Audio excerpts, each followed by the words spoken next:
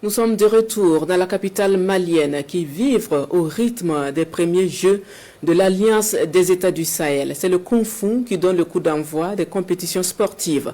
Et bien les athlètes burkinabés décrochent dès le premier jour plusieurs victoires significatives. Nous retrouvons alors nos envoyés spéciaux, Konsoun Koulibaly et Jean-Modeste Ouedraogo pour le point.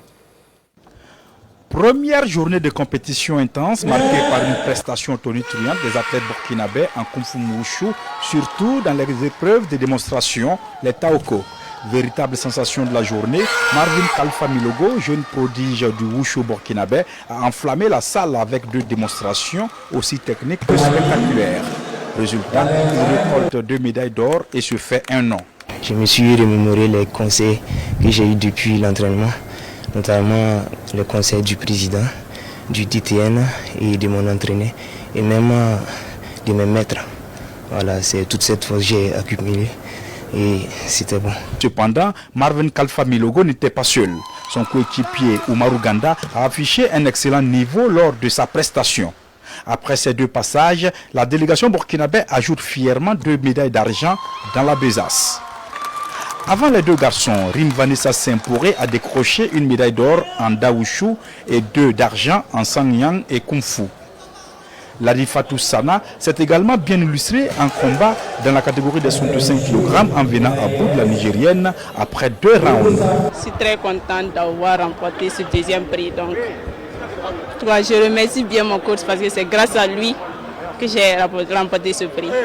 La moisson a bien commencé au Kung Fu Wushu avec des performances solides. C'est tout à l'honneur de la délégation burkinabé. Nous avons vu la vivacité, la maîtrise de soi, la technique que j'ai vue ce matin, en tout cas est très salutaire. Et on a su réellement qu'ils ont bien appris la leçon, ils ont bien compris ce qu'ils devaient faire et ils ont suivi aussi mot à mot les consignes de leur coach. Donc réellement je suis ému et je les remercie et félicitations. Les bons résultats au Kung Fu Wushu laissent présager un beau tableau de médailles au décompte final.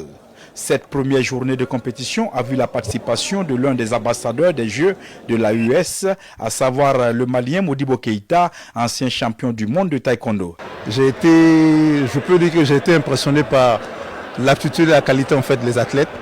Le niveau, je dirais qu'il est très acceptable.